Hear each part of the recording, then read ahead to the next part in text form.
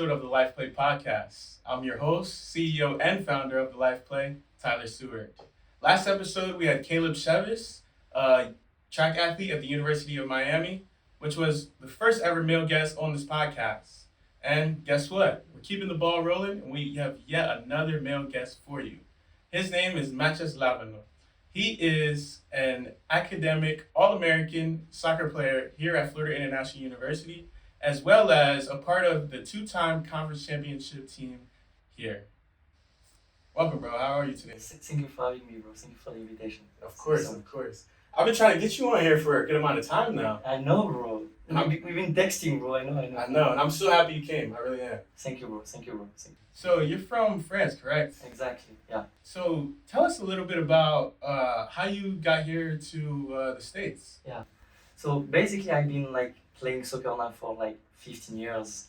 I've been playing a lot in different club, and I signed a pro contract now 3 years ago, and I played for 2 years. I had a 2 years contract, and I played, and at the end of this contract, we have been talking with my club, and we find an accord. I say, okay, maybe that's time for me to move, to see a couple of options. So I had the option to stay in France, to move here in the US, and then I had a couple of offer from university here, and that's why I'm here in FIU today. Glad to hear that. And would you say you're excited that you came to America and you're really grateful for the opportunity to be here? Yeah, bro, definitely. I feel like it's like a blessing, I feel very grateful because I have been playing in France for as I said 15 years. I see a lot of things. I went to Dubai to play a tournament. I play ever in France, and so I feel to discover a new country, a new culture, new soccer, because here it's not football, it's soccer. It's totally different. Yeah. So I feel it's something new for me. I've been here for 1 year and a half now, but it was something new, a huge move for me when I came here, and I was like what America have for me, you know what I'm saying? So I feel it was very, very awesome for me to come here. So aside from the name, I grew up with this game being called soccer, right? Mm-hmm. But as I came down to Miami and there's lots of international people, everybody calls it football. But aside from the name, right, what are the differences between football back home, back in France, or just around the other countries and here in the States?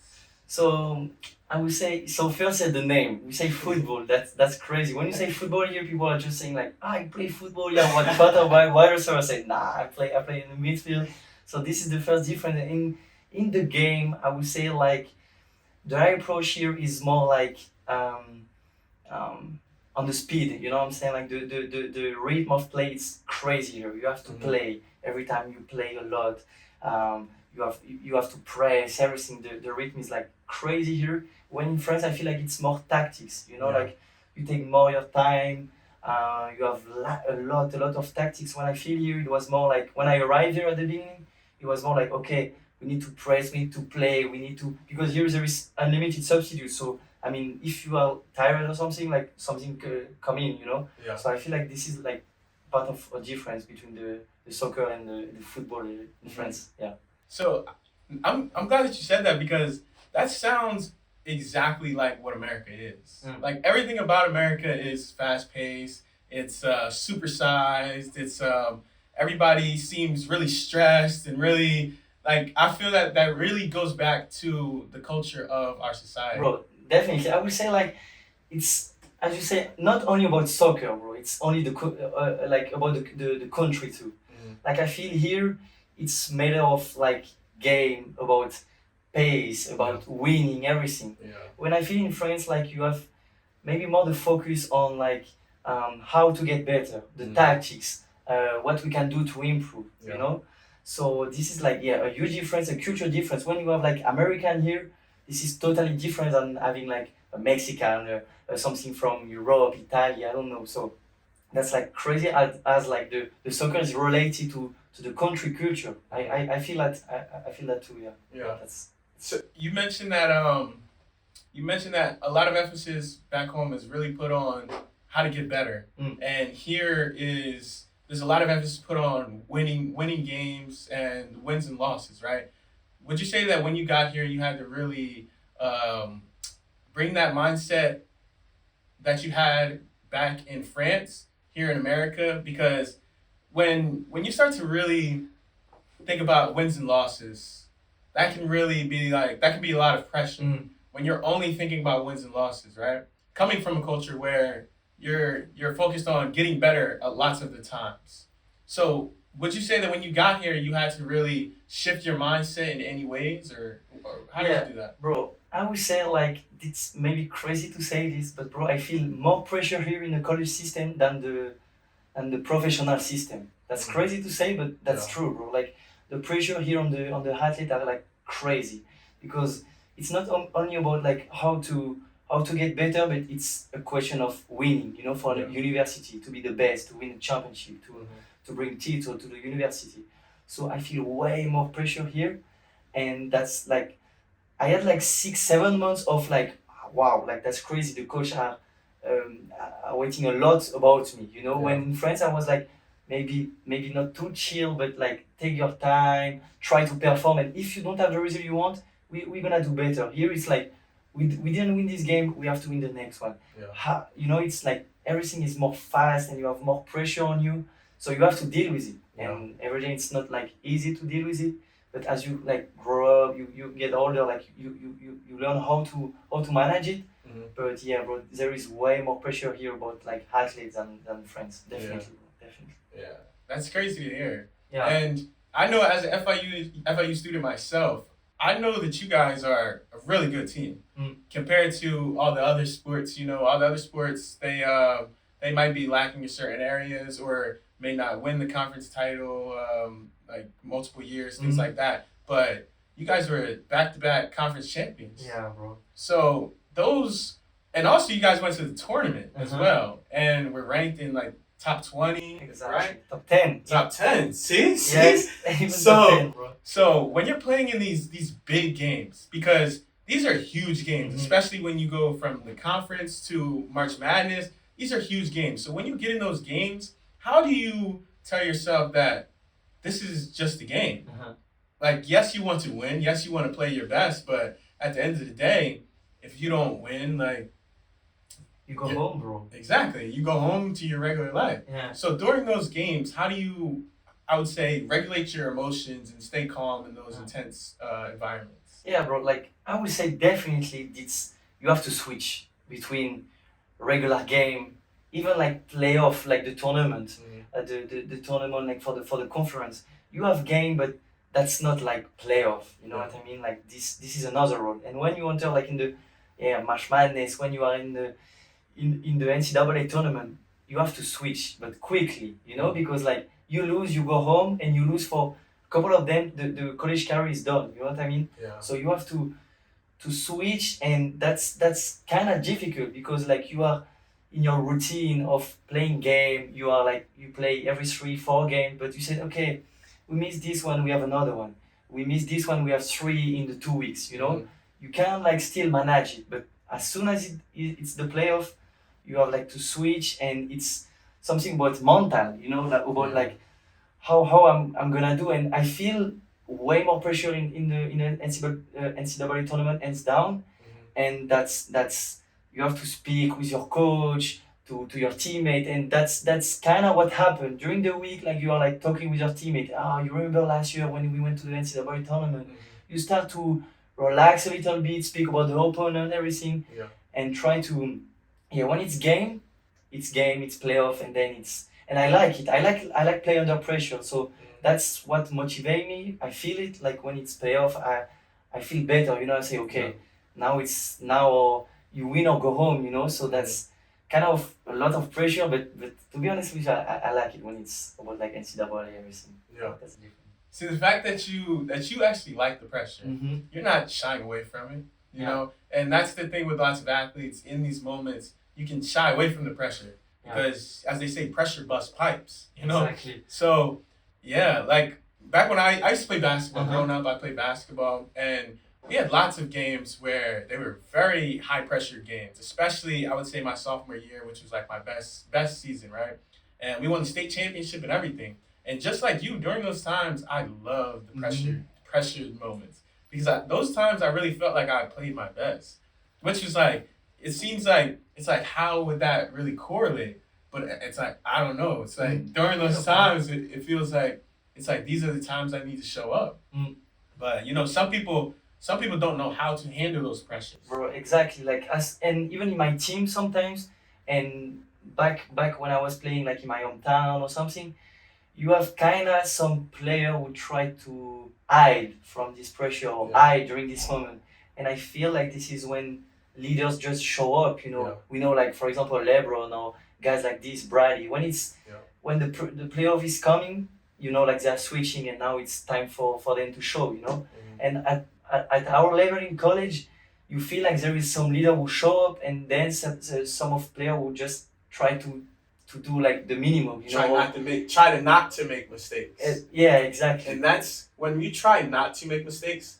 That's how you make mistakes. Bro, exactly. And I'm not saying it's easy to do it. Oh, not at all. Because this is a lot of pressure, and I'm not saying like you have leader and you have like loser, but that's something you have to learn to be. Oh, I can manage pressure, and I can use it to do the best. And I feel like when it's come like the playoff or March Madness and everything, you have to learn how to switch this type of pressure as like a motivation, extra motivation. Exactly. How I use this pressure as like motivation for giving like 150-160% as you can do. You know what I mean? So that's it's interesting like to speak about this pressure what can lead to be better. Exactly. That's it.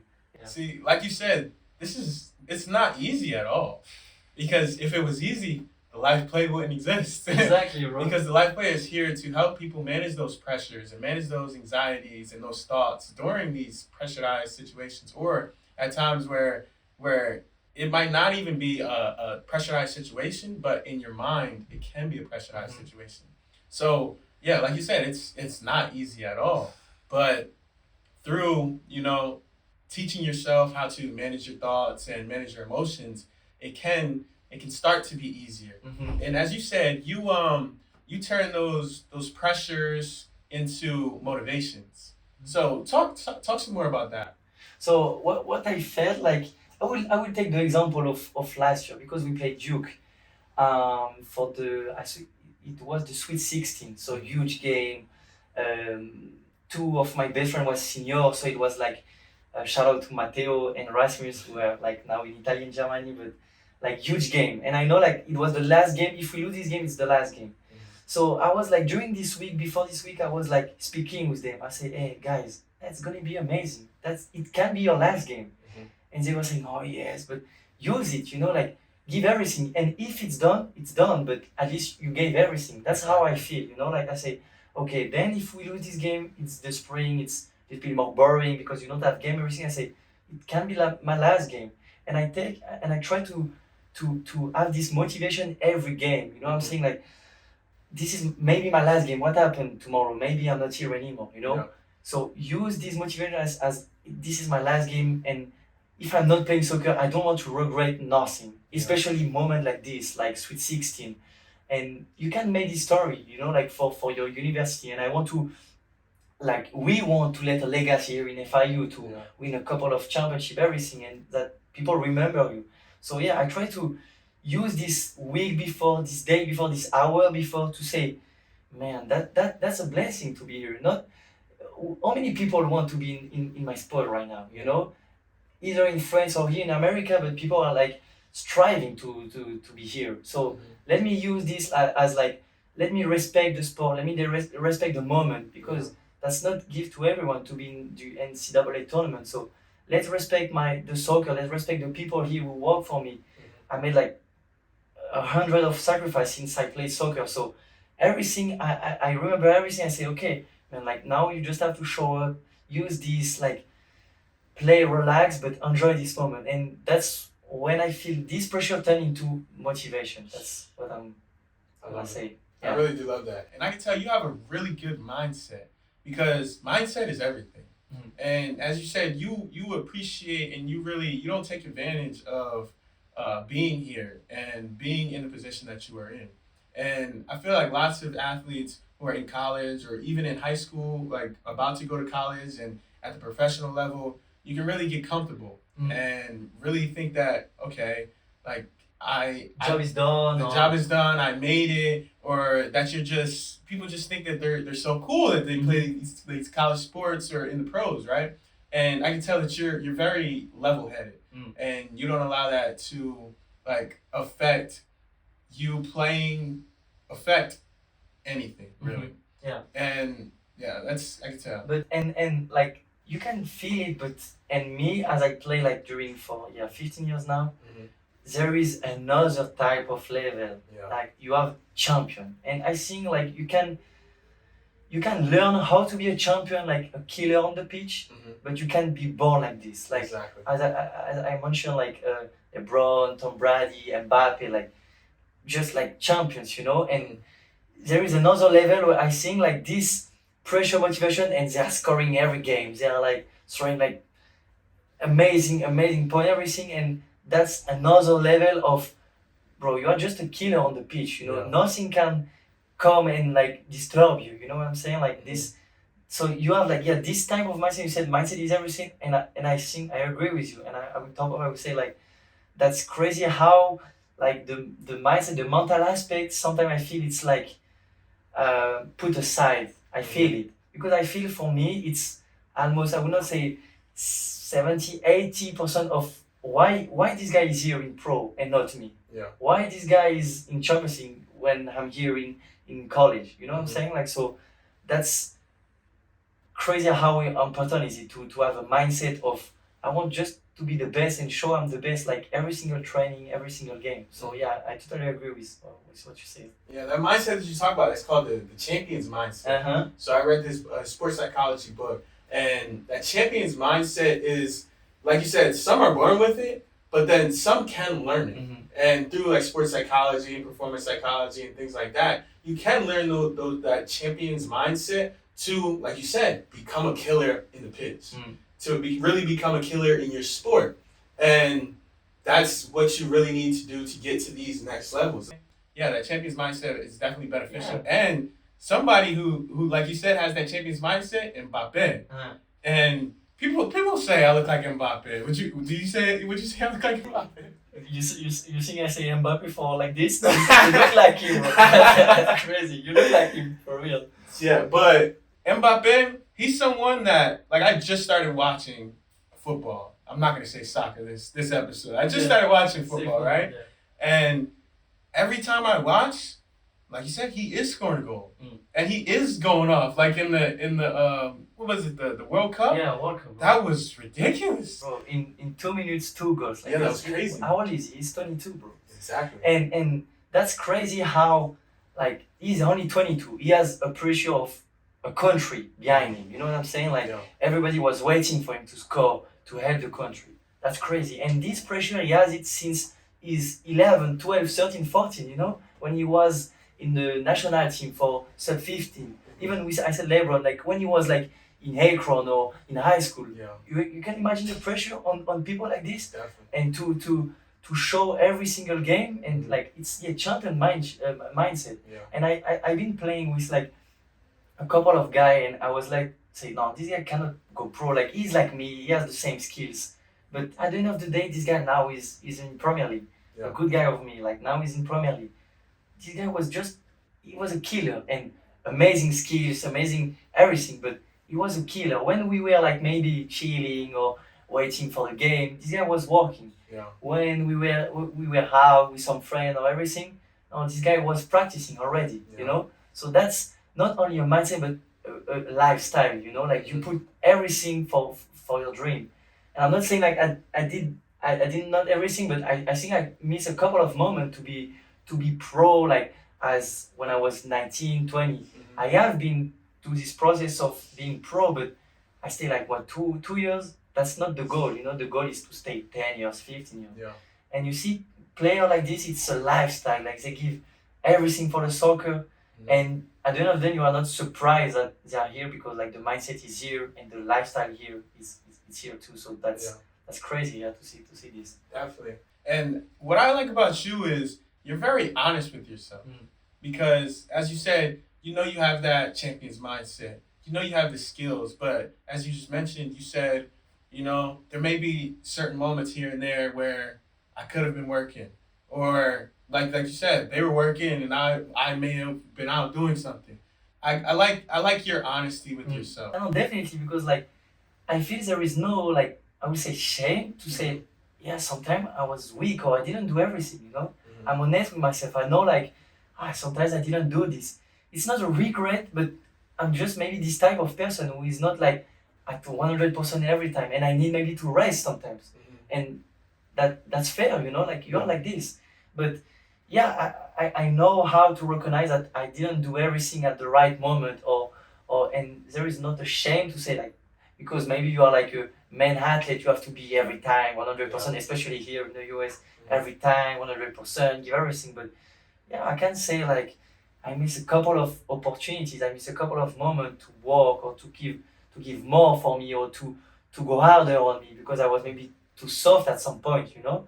So yeah, that's I think important to have like a vision of yourself and say, what did I do? Did I do well? Did I give like 100%, or I was just like at 100%, and the next morning I was like rest and chilling, you know. So yeah, that's important to have this reflection about yourself. I think so. Yeah. Definitely. Because lots of athletes and just people in general, they can have what's called an external locus of control. External locus of control is, say you don't make a team or whatever, you blame everybody else but yourself. You blame the coach, you blame the other players, you blame the ball, you blame anything else other than yourself. But as I can tell that you have, it's called internal locus of control. That means that you really reflect in the inside and you see, okay, what could I have done differently in this moment? Or what could I have done to really get me to that next level?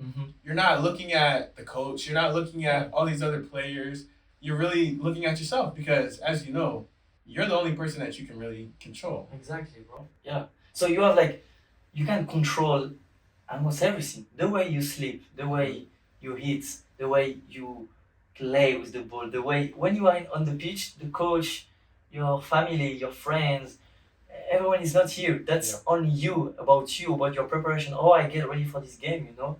So that's on your control. There is some elements that are out of your control. You know, I'm not managing the referee, or I'm not managing. I don't know what it's gonna say for me. You know what I'm saying? But like, at the end of the day, it's only you and you. You know, like you are responsible for. Did I sleep well last night or no? You know. So that's your you have to have this you say intrapersonal. Internal locus of control. Okay, that's too complicated for me. My English is not perfect, but so yeah, this is very important to have this vision of yourself. Yeah. Yes, definitely. Because people can put themselves down pretty much a rabbit hole of like, why did this happen? Why did this happen? Why did this happen? When it's like, all they need to do is look inside sometimes. People can really get to their lowest moments, really get depressed and things like that, when some things really just aren't in your control. And that's something that I definitely had to learn growing up, because there was times where I was thinking like, why? Where it was like, they got this, but I didn't get this. Yes. Or these people are getting this opportunity, I didn't get this opportunity. And it's like, I was blaming everybody else other than myself. And I wouldn't say blame is the word, like on myself, but it's like I was looking at all the other variables other than the variables that I could control. And I would say after my basketball career, which ended in high school and I wasn't able to get to the college level, I really looked inward. And what I'll always remember is my senior year of high school, one of my teachers, shout out Miss Gimple, that was my English teacher, really, really nice teacher. But so I went to a Catholic school, so every teacher had their own prayer, like before the class started. And her prayer was, God grant me the serenity to accept the things I cannot change, courage to change the things I can, and wisdom to know the difference. And every day I heard that quote, it really was just resonating with me. And then was just marinating every time I heard it. And then it got to a point where it was like, wow, like that's so right. I can really only control the things that I can control. Yeah. And it's like, you have to really pick your battles, because some things you have to really distinguish which things you can and cannot control, because that's one thing that, like, we can all get confused, because there's things where it's like, okay, like, yes, they didn't pick me, or yes, they yes, it's in someone else's control, but deep down inside there's something about that we still could have controlled ourselves. Yeah. So yeah, that quote was so good, I got it tattooed. And that's, I would say, like, and this is how, you know, you get older and you gain experience, because I was like you, bro. When you are like 11, 12, 13, 14, 15, even like maybe 17, 18, and we say, like, sometimes you say, but why not me? You know, Yeah. you say, like, why not me? Why this guy, not me? And this process of reflect about yourself come later in your in your career. I'm not saying, like, but I play 15 years old now. I know how to manage it, and this come like a little bit with your age, your experience. You say, okay, so it's what it was not me, but what can I do to have it? You know, this is when, like, you learn, and this process also, like, you say about family, and you say teacher, but like friends or someone from school can help you in this process. Definitely. They, like, it's not only about you, but also the person who surround you. You know what I mean? Like, it's a whole process of, I'm just like mature now, and I'm growing up, and I try to learn, and I learn how to manage this frustration of why not me. But that's also about yourself. You know what I mean? So that's really interesting. Really interesting. Yeah, that all ties back to that self-awareness. Everything about life really teaches you lessons, and really it should just help you become more self-aware about your feelings, self-aware about your experiences in life, self-aware about just everything that has happened prior, so that you can learn from it. Like you said, you take those experiences and you say, okay, yes, this happened, but how do I change so that it doesn't happen again? Or how do I change the way I'm viewing these situations so that I don't get hurt by it, and instead just do better, either on the field or just in life in general. And that's, you know, we are not talking about sport anymore. That's crazy. That's the beauty of sport, because that's not only about this game, or soccer, football. We are not talking about soccer anymore. That's crazy, you know, that you can make this link about, like, how sport make you grow, how sport help you in your life. And sport and soccer gave me so much lessons, and now I learn about myself through sport. You know what I mean? That's crazy, because, like, now we are talking about awareness, about, like, knowing yourself, but I know myself only because of the sport, about going into experience up and downs. So that's very good that, you know, you are not talking about sport anymore, but because everything is linked to sport, and I learned so much thanks to the sport, to play in the top level, to went through injuries, to went through very tough moments in your life, and you just say, okay, that's only sport, but what can I take from this to my whole life? You know what I'm saying? Like, when I will be done with soccer, I will say, man, I have been everywhere in the world thanks to soccer. I learned this. I know I'm like this, because you learn about yourself. I'm like this, and I don't like this, and I like this, I don't like this. So you learn about yourself. That's very interesting to have this reflection of, wow, soccer, like, just bring me everything in my life. Yeah, that's really interesting. That's the beautiful thing about sports. Exactly, right. Like, actually. And just like me, like, I didn't play at the college level of sports. I didn't, like, growing up, that was my dream, to get a Division I scholarship and play a sport somewhere. But even when I didn't do that, basketball was still one of the greatest parts of my life, because, as you said, it taught me so much about myself.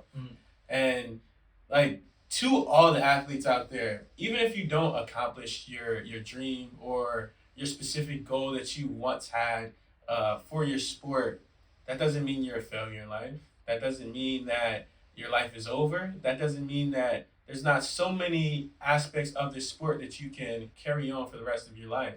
So that's just a reminder for all my athletes out there. But you mentioned that you battled some injuries during soccer. Yeah. So Excuse me, football. football. Let's say football, please. Let's say football. So yeah.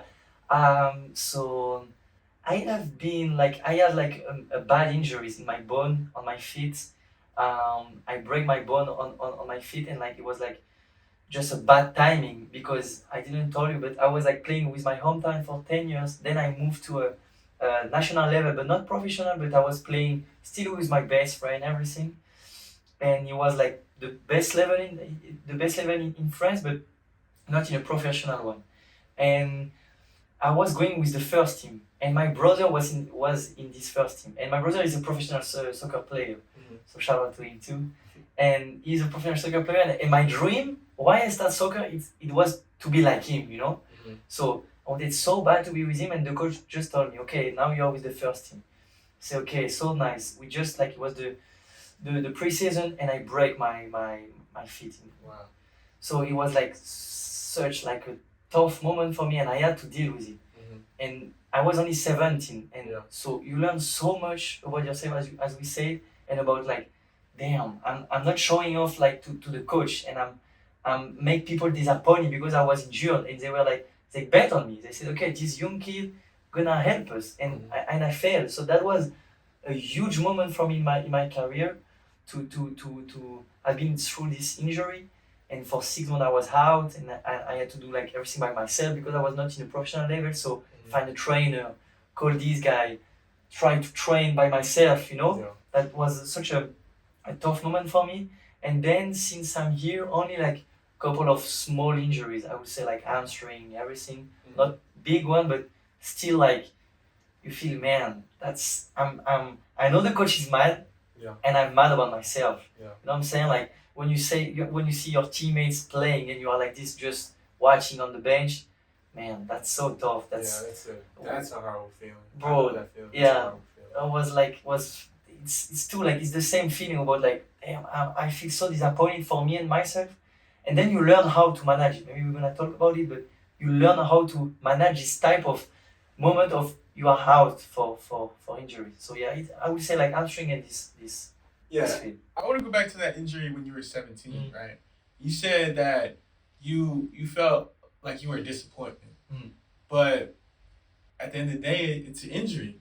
You can't control if you get hurt or not. Yeah. So how would you say during that time that you managed those feelings of that you were a disappointment, that these people bet on you? How did you manage those feelings during that time compared to the other times closer to present time that you got hurt? So I would say like there is two parts of this because like these big injuries when I was 17, you are like only 17, and like you said, okay, this is my first big injury. How can I manage it? So at the beginning, I was like not taking this seriously. I'm gonna be honest with you. I was saying, oh, that's fine, and I was like walking everything when I was not allowed. But then I feel pressure from my brother too, who say, bro, come back. Like you are good on the pitch, come back. And then I think this was a very important moment for me, and my brother helped me in this to put this one to go back to work. If I cannot be on the pitch, let's do something else, work your abs, work your legs or something else, put yourself in a hard work to have something to do.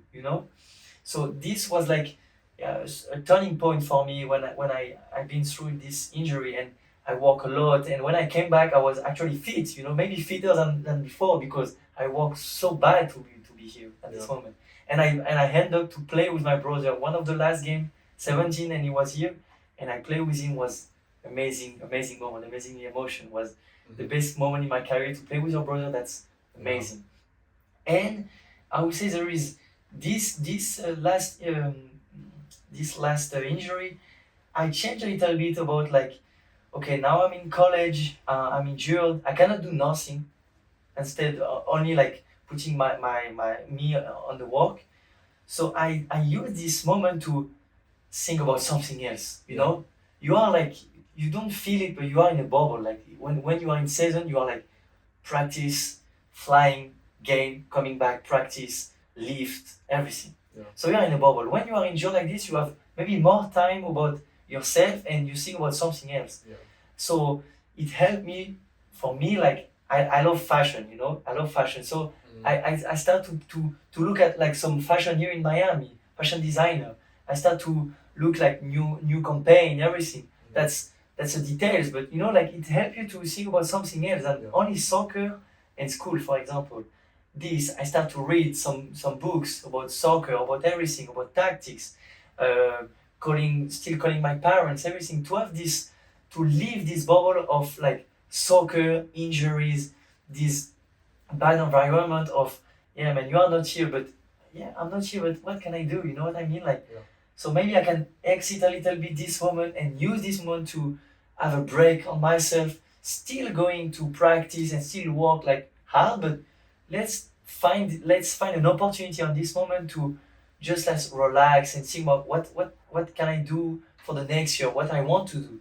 Think about yourself, about project, about what I like, what can I do, go for a walk, I don't know, bro. You know what I'm saying? Like to have a moment for you to relax a little bit and leave this bubble of sales and everything. That's important, yeah. Definitely. And Caleb, who we just had on the last podcast, he said the same thing. Singing, no. Exactly. He said during his time where he was injured, that was the time where he really focused on singing. Yeah. Like singing really helped him, one, like not be as down while he was injured, but also it's something that was one of his passions growing up his whole life.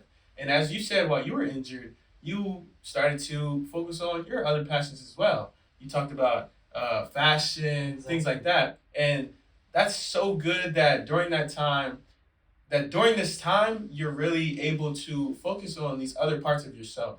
Because as you know, you're not only a football player. Like that's only one part of you. Yes, you love that sport, but as it sounds like you love fashion as well. And you probably love so many other things. Exactly. What about like my human being? You know what I mean? Like Exactly. this is like I'm a soccer player. I'm playing in front of 100 people when it's game here at home. Yeah, I'm practicing every day. But what is like the Matthias? You know what I mean?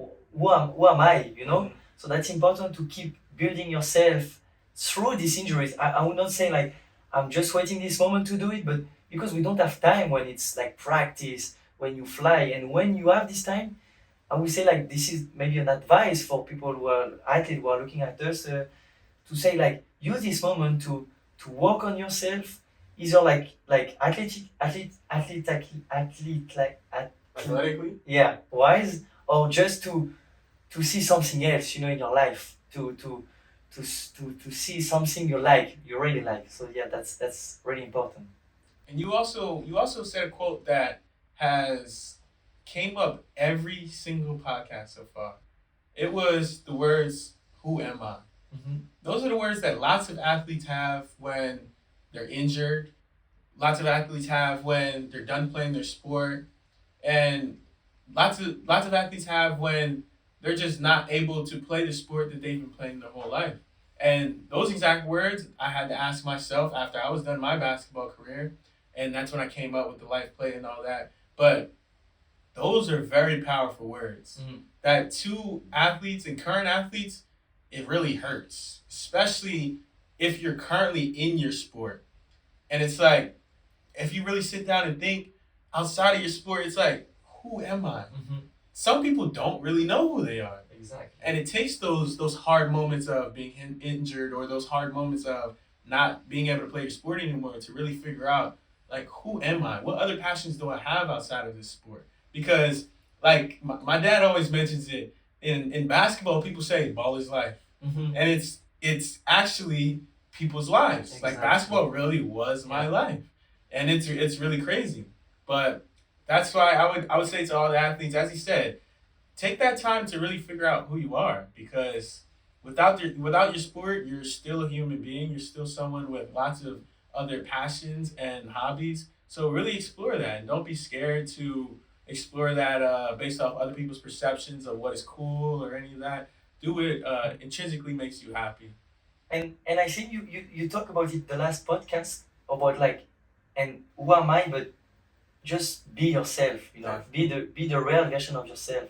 That's important because you are the soccer player, but do this soccer player are like is himself, you know what I'm saying? Like, am I this soccer player when I'm going to the pitch? I want just to be myself, you know. When I'm playing, this is the way I'm acting in the life, you know.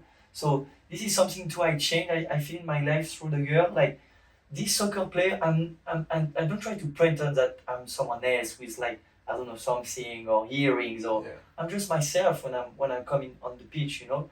And so just be yourself, find yourself with the sport or no, but use this type of moment in competition when it's tough, when it's hard, when it's pressure to find yourself too. Am I able to play under pressure? Am I not?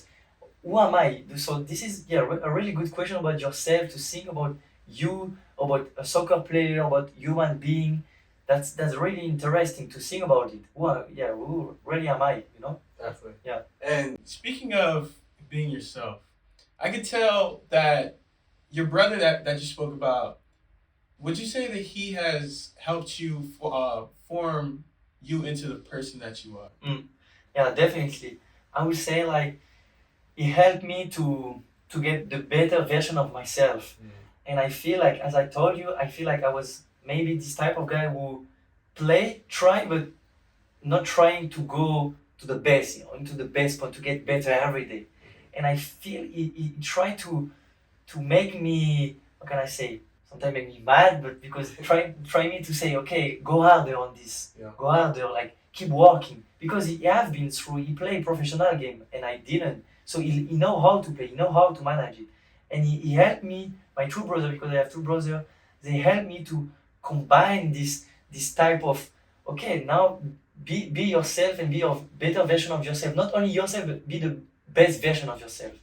So he helped me definitely to grow up as a soccer player, but also because it's like a role of a brother to make you grow as a brother and as a human being. Yeah. So definitely he helped me to be who am I today, and I'm so thankful for this because he's like keep helping me in everything, every step in my life, either I play or no. He's always here for me. That's the role of family, you know. My parents too, they help me to in this journey of like I'm a student athlete now here in the US, far away from them, but that's the same for us, you know.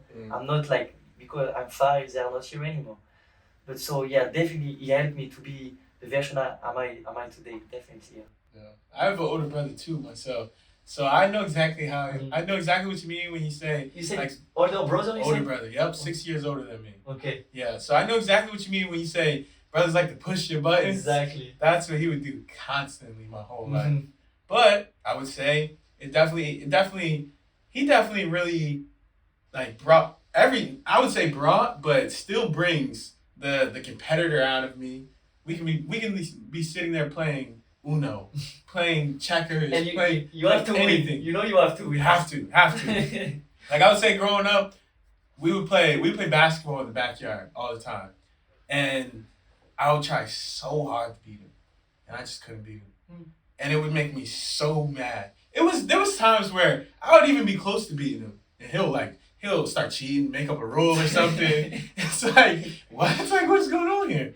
But yeah, older brothers are funny, man. Bro, they know, bro. Because me too, I'm the last one. They know I'm the baby. I cannot do nothing.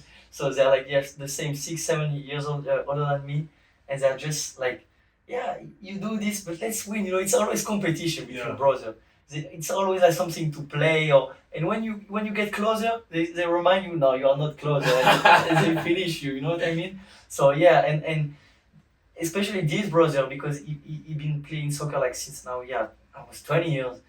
And it was like almost my role model. You know, you need a role model in your life. Yeah. And he was this type of role model where I was like just sitting and say I want to be him, and it was my brother. So it's good, it's very nice to say I want to be him when it's like someone famous, but when it's your brother it means a lot for you, and you try to have some information to speak with him to know because it's your brother and he's still gonna push you in your best for sure. Yeah.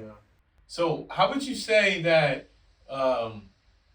how would you say it is being away from your family as your brothers or your parents? How would you say that is being so far away from them? Yeah, bro. So yeah, it's been like a little bit tough for me. Let's be honest. Like I was like always close to them. So I was playing with my hometowns. My dad was here every single game.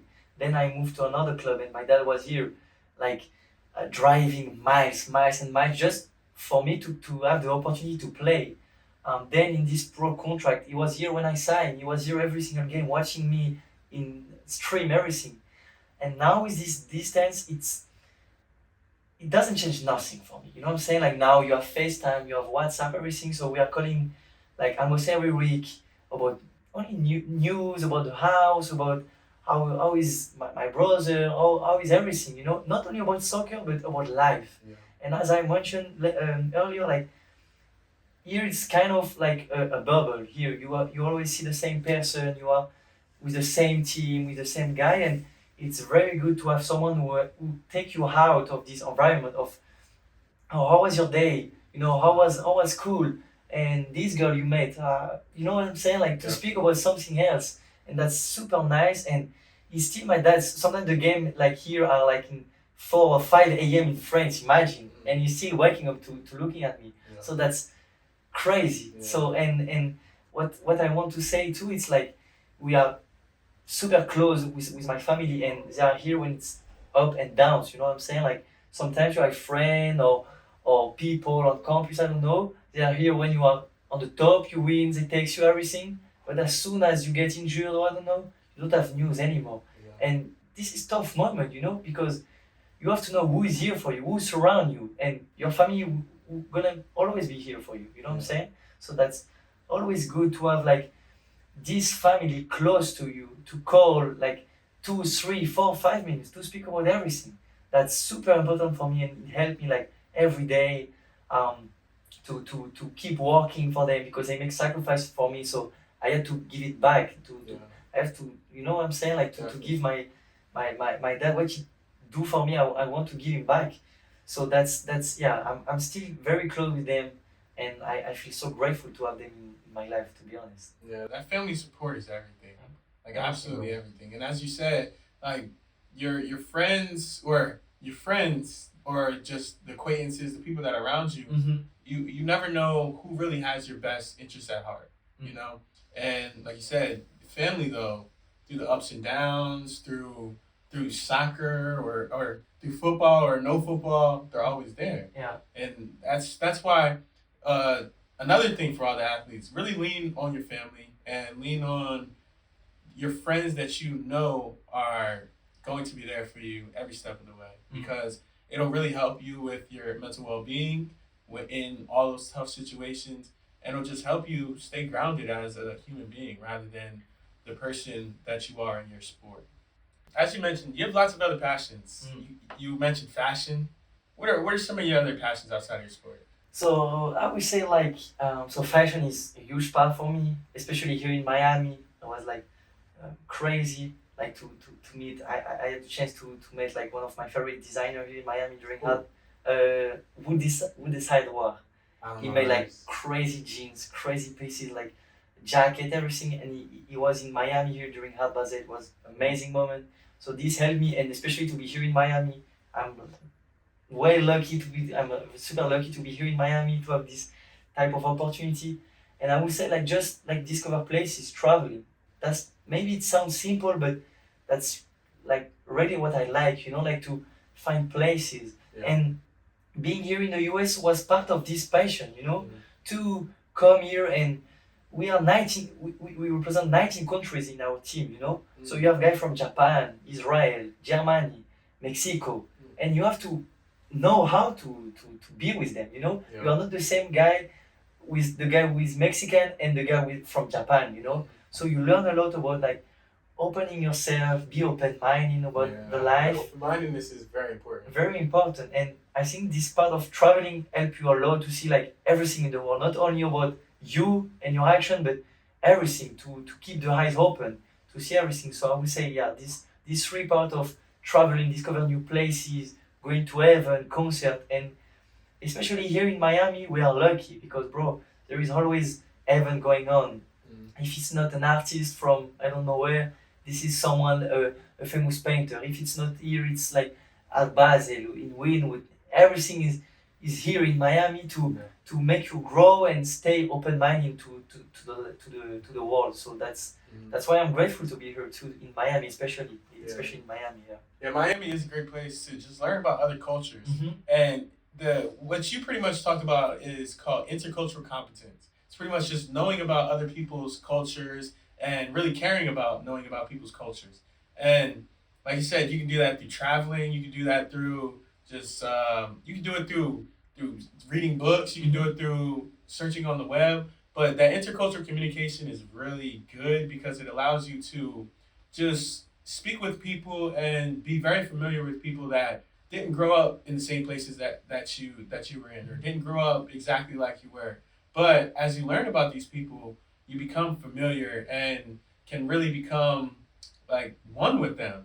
And it's like you guys pretty much grew up the same because you guys know about each other. Yeah, and I would say like I see this like skills you get like a video game, bro. Like you get skills from people from Japan. What can I learn from them? Yeah. And they're like very, they clean everything. They are like super polite with everyone. So why not apply this in my country? From America, like this way of like going, like as we said in the beginning of the podcast, to be always the best. Why not taking this?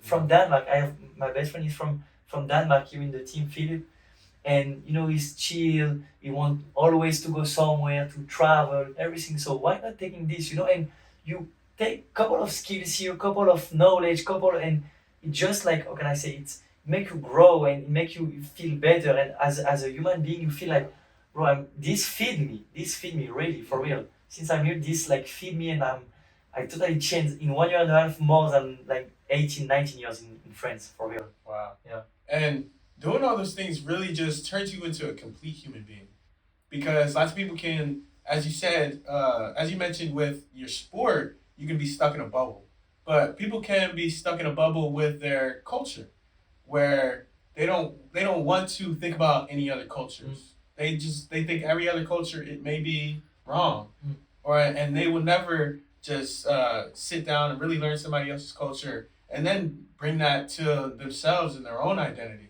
So the fact that you're doing that and that you enjoy doing that is really admirable, because that's something that I believe I do that too. And then also what I believe is just something that really turns you into a complete human being. Yeah.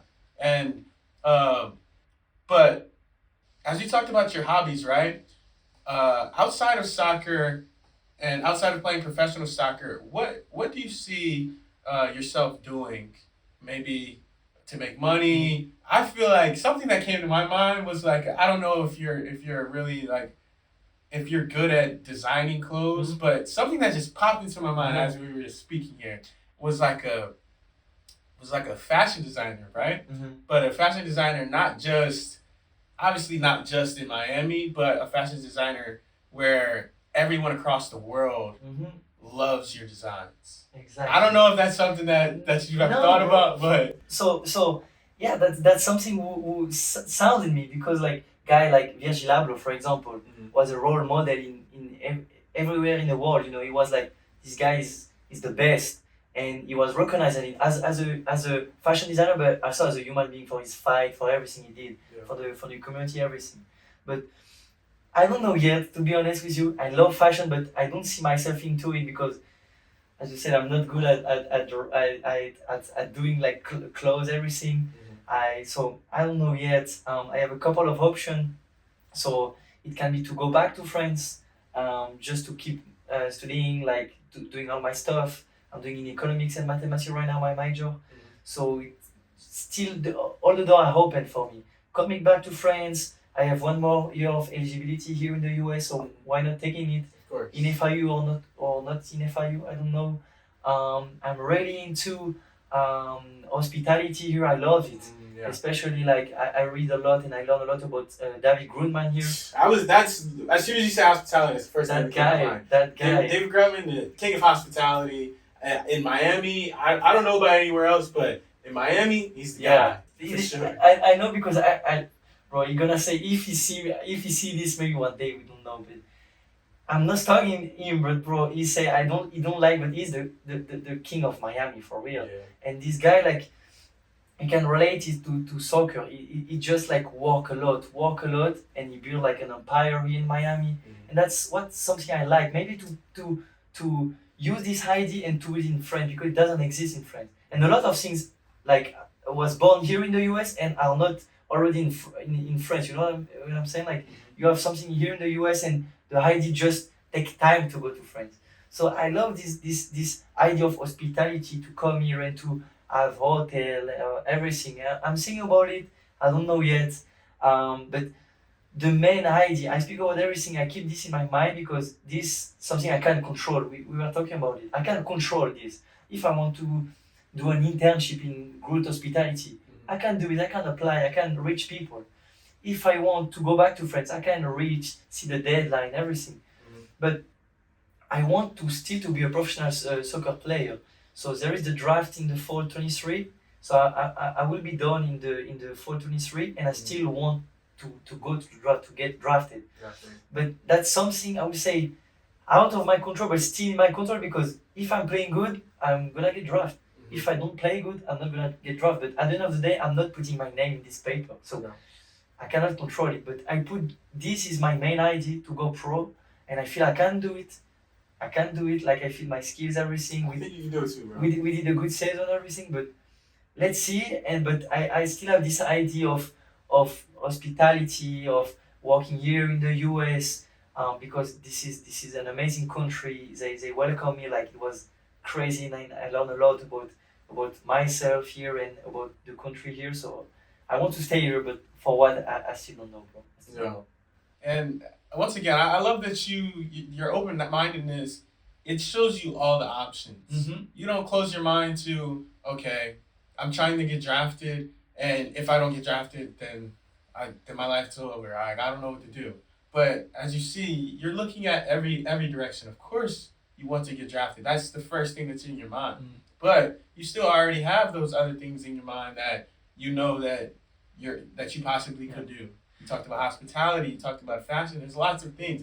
And before we get off of David Grumman, right? I used to work at Poppy Steak, right? And when I would see David Grumman come inside, it looked like he hasn't slept in like a month. Oh, really? Literally, His eyes, bro. Literally. So it's like, you want to talk about a hard worker? That's a hard worker right there. But it pays off. He has restaurants, hotels, like, I don't know what else, clubs. He has so much. And it's like what you put into these things is what you get out. Exactly, bro. Yeah. So, and I would say, like, I wanted to say something about, so basically, like, going into pro, that's like, I would say, my comfort zone. And I wanted to talk about this with you, about like being in your comfort zone. And I feel like this is really important, to go out of this comfort zone. Because when you get used to an environment, and I feel now, after 1.5 years in FIU, I feel like I'm going into this comfort zone, about knowing everyone, knowing the coach, knowing like how to act on practice, to, you know what I'm saying? Like, you know everyone, so it's more easier for you to pretend or to act. And when you leave this comfort zone, about like we say about fashion, hospitality, I don't know nothing about it. So why not learning about it, see what is possible, and you know, it's like a jump. I don't know where I'm going, but let's see, you know, what can I learn from it? Yeah. So this is really important, and this move from France to US was this part of leaving the comfort zone of being with my friend every day, being close with my family, and just jump to something I don't know, you know? Yeah. So that was like, leaving this comfort zone and learning more. And bro, of course, this guy, David Grumman, bro, I see a lot of pictures about him, bro, this eyes, like, he looks tired a lot, but because he's working, bro. He's been working. Business everywhere, and it just show you, like, you cannot want something if you don't put the work on it. You have to work a lot, and it doesn't go right in your hand, but it comes from work and hard working, and it's gonna pay off, but you have to be patient with everything, you know, and you have to work for it. So that's and this is also a role model, you know. If I'm saying like okay, we put aside the soccer. This guy, I learned a lot, and Yeah. his life like is crazy. He come from almost nothing, work like as a bartender and everything, and then he just built an empire here in Miami, not Yeah. in place in France, but in Miami, bro. Yeah. That's crazy. Every time I used to see him, it was like yes, you could tell he was working so hard, but like he would have his driver, he would be sitting in the back of his Bentley. The back of the Bentley is literally like it's like I don't know, it's somehow built like an SUV, but it's a car. Like, and he would get out. He would barely get out. The driver would open his door. He'll smoothly get out, and it's like those are the type of things that you see that really make you want more in life. And just like you said, just like you talked about getting out of comfortability, that's the same thing with working hard. It's like you have to get comfortable being uncomfortable. Exactly. Bro. Because while you're working hard, nobody wants to do this stuff. Like everybody wants to just sit back and watch some TV and just chill. Yeah. But that's not gonna get you that Bentley with the driver in the front. Exactly, bro. Exactly. So it's like you have to really get comfortable being uncomfortable, as well as finding your identity. There's lots of things or some things that you might not even know is your identity until you try it. Exactly. Like I noticed, Definitely. I like playing just any type of sports. I can play tennis, I can play volleyball, just anything. So it's like, why limit yourself to anything? Yeah. Just because you're not used to it, or when you first start, it might be a little uncomfortable. But then once you sit in that uncomfortability a little bit, that's when things start to get comfortable. And then things really start to work out for you. Yeah, definitely, bro. And everything is linked because, again, we are not speaking about soccer or sport anymore, but everything is linked about champions mentality. And I'm pretty sure, and I feel like guys like this who are like founder who build empire here have this mentality. Not in sport, but in the life, you know. So that's why everything is linked about knowing about yourself, having a mindset in your life, and that's really important here to find yourself what you want and leave this zone of I'm good here, and if I stay like this 2 more years I'm gonna be good, but what's gonna happen? Nothing, you know, because here you can work for like 1 year and a half, but nothing come from, you know what I'm saying? So you have like to work a lot, find yourself, leave this comfort zone a little bit, and try yourself and say, okay, I don't know this, but I'm gonna do it, and I'm gonna be the best on it. That's the goal, you know, to find something what you like, and then doing it at 100%. And it's not even an effort when it's what you like, and you just do it like naturally. You know what I'm saying? Like it feel so good to know what you like for real. Definitely. And knowing what you like just comes through experience. Just comes through life. Just comes through being uncomfortable, as you said. All those things.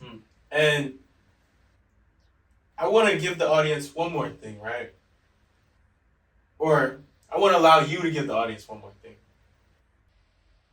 If there's one piece of advice that you would give an athlete, just any type of athlete, who plays football, who plays basketball, who plays baseball, anything. Any athlete who is struggling with finding their identity outside of sports, what advice would you give them? That's a tough one. That's not easy. That's a tough one. It's not easy at all. I would say like to find yourself, it's just like sometimes it's just moment with yourself and think about what you really like, what you want in your life. Like sometimes you have to. Life is going like this. Time flies, man. Time flies. That's crazy. I've been here for 1 year and a half and time flies. And this happened, this moment of like, but what I like, which type of moment I said, I'm not feeling I'm working hard, you know. When I'm doing mathematics, when I'm doing, I don't know, physics or philosophy, I feel that I'm working. So I know this is what I'm not gonna do this for life if I feel like I'm working. But do something that you feel you are just like taking a lot of pleasure, you know what I'm saying? Like just feel what you like for real. And when you find this time, you're gonna do this for your life and just feel like, bro, if I can walk until I'm 80, I'm gonna walk until I'm 80. And that's why like hospitality come in my mind, because I felt like this is something really interesting, and I like to work on it, to learn about it. And I said, so if I don't feel I'm working, this is something I like, so why not going deeper? So I would say this, yeah, like just take a break, catch a break for yourself and say, okay, what I like, what I don't like. Do I like to be around people or do I don't like to be around people? Do I like to do this or no? Just think about yourself, focus on yourself, catch a break in this life like crazy, and just I would say this advice. Yeah. Well, thank you so much. You dropped a lot of gems today, a lot of gems, and I want to say thank you for coming on the Life Play podcast and being the second male athlete, but then not even just athlete, second male guest to come over here and really talk about life and talk about the things that the people, the audience need to hear and love to hear.